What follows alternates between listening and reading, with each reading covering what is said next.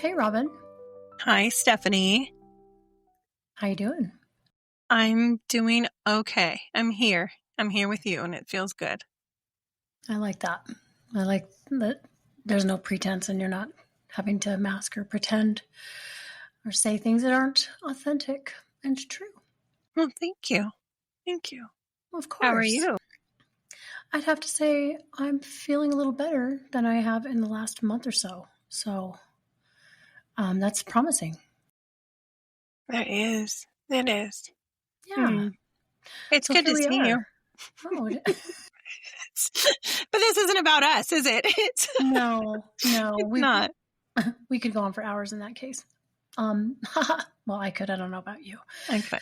But I just want to kind of jump into the cool information. We are on episode 19. And before we get in, we do want to take a moment to say thank you. We've had such a beautiful response to this series. The downloads, the shares, the messages. It means so much that this is landing with people, that it's resonating in deep, real, body level ways. We started Series 4 exploring what it means to grow up emotionally unparented. What happens when our caregivers weren't emotionally mature or emotionally available? We talked about what happens when you become the emotional adult too early, about masking, sensitivity, and the survival strategies that kept us safe then, but they cost us connection to ourselves now. So we're going to turn the lens inward. Today is all about what it means to repair the relationship with yourself. Not in a vague or idealistic way, but in a grounded, real, nervous system safe way. How do we begin rebuilding trust with ourselves after years of override, abandonment, and disconnection? What does it mean to finally witness yourself clearly and stay? That's what we're exploring today.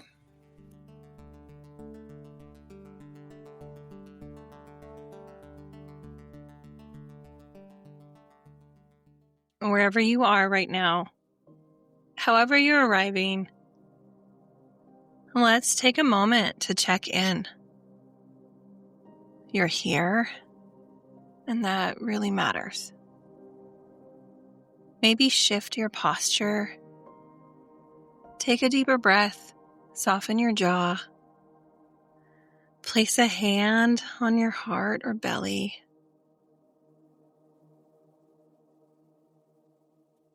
You don't have to earn rest. You don't have to fix something first. You're allowed to just be here. And this conversation is for anyone who's ever felt like they lost touch with themselves. You're not too late. You're not broken. You're not the exception. Let this be a beginning.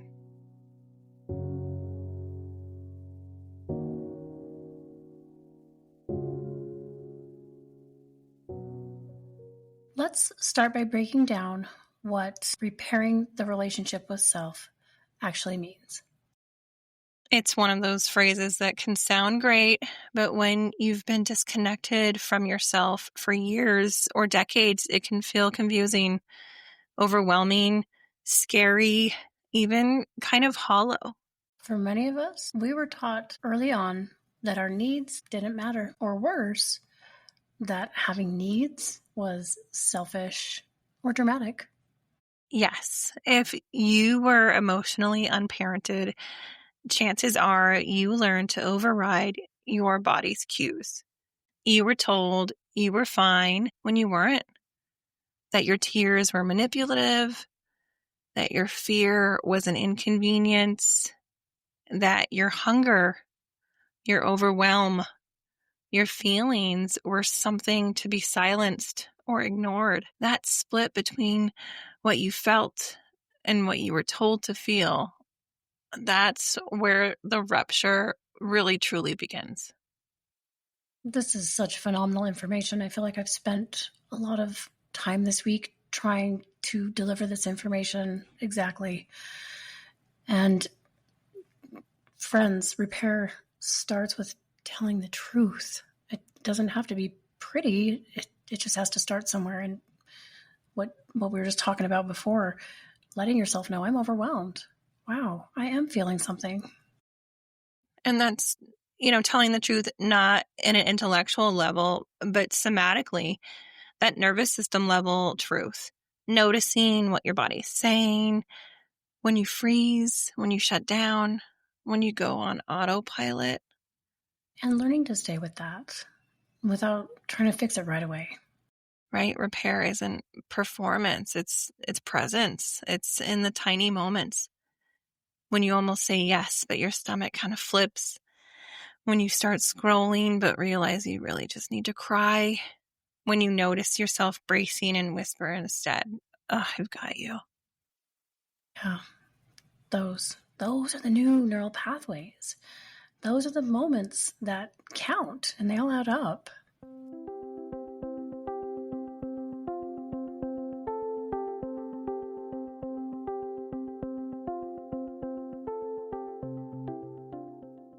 Here's your nervous system nugget for today. Your body believes consistency more than intensity. Big emotional swings, grand declarations, all or nothing behavior. That might be what we're used to, but your nervous system doesn't need intensity. It needs reliability. Safety builds through repetition. I know we say that a lot here, and it's the truth. Safety builds through repetition. So let's break that down. Drinking water when you're thirsty. Saying no when you mean no. Checking in with yourself at the start of the day. Saying, I'm right here when things get overwhelming. These small repeated acts rebuild the bridge back to self-trust. I know we've also said that too here. Rebuilding that bridge back to yourself. That's the kind of safety your nervous system understands and really truly needs. And we say it often because we are trying to get your habit and pattern of repetition going without shame, without judgment. Just get it going. That's right.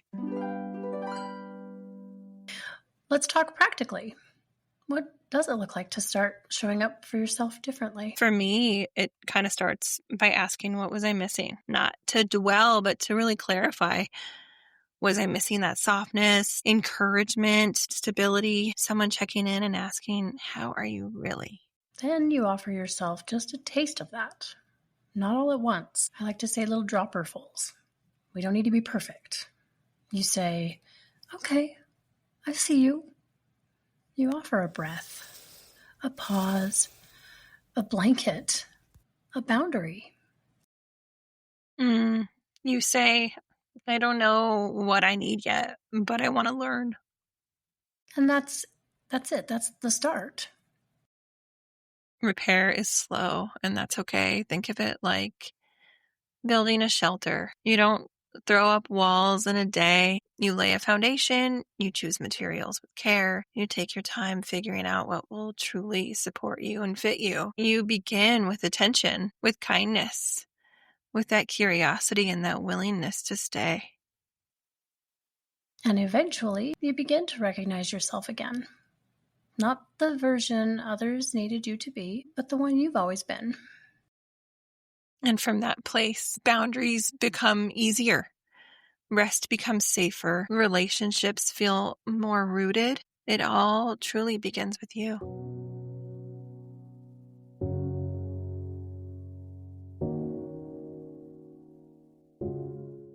Today's coping tool is simple but powerful. It's something that we call the mirror moment. Stand in front of a mirror, if you're comfortable with that, and pause. Make eye contact with yourself. Take a breath, place a hand on your chest or cheek if that feels okay, and say something true. You're doing your best. I see you. I'm not leaving. We're learning how to stay. And listen, it might feel awkward at first. That's truly okay. And if a smaller step is what you're willing to do, I tell my clients, just brush your teeth in front of the mirror and with a little bit more eye contact and think those things instead of saying them out loud. Yeah. Yeah, It's only awkward if you make it. Just want to right. slide that in there, right? We say that too. It's true. I mean, and you could make it awkward with yourself, right?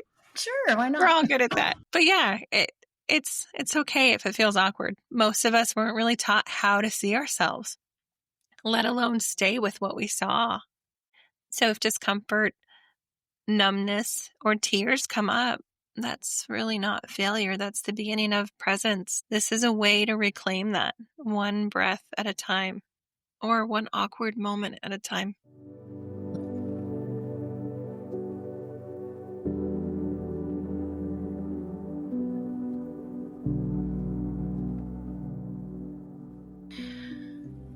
Here's our weekly reflection question.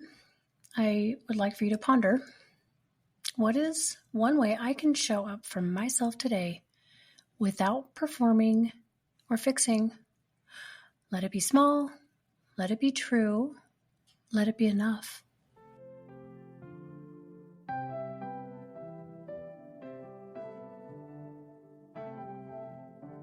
Thanks for sticking around with us today. Next week, we're continuing this conversation with episode 20, Self-Trust in Relationships. Because when you begin to show up for yourself, everything shifts, especially in how you show up with others. We'll explore emotional patterns, attachment wounds, and how to build relationships rooted in clarity, compassion, and connection. And remember, healing isn't linear, and we're here for the ride.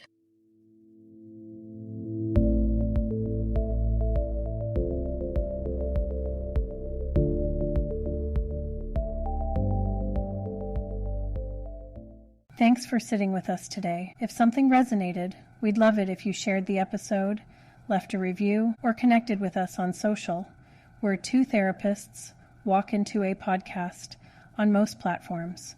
You can listen and subscribe wherever you get your podcasts. This podcast is for informational and educational purposes only. It is not therapy, does not replace therapy, and does not establish a therapist-client relationship. If you're in crisis, please reach out to a qualified mental health professional or call 988 in the U.S. Robin Green is a licensed therapist in Arizona, and Stephanie Edsall is licensed in Utah. But this podcast is intended for a general audience.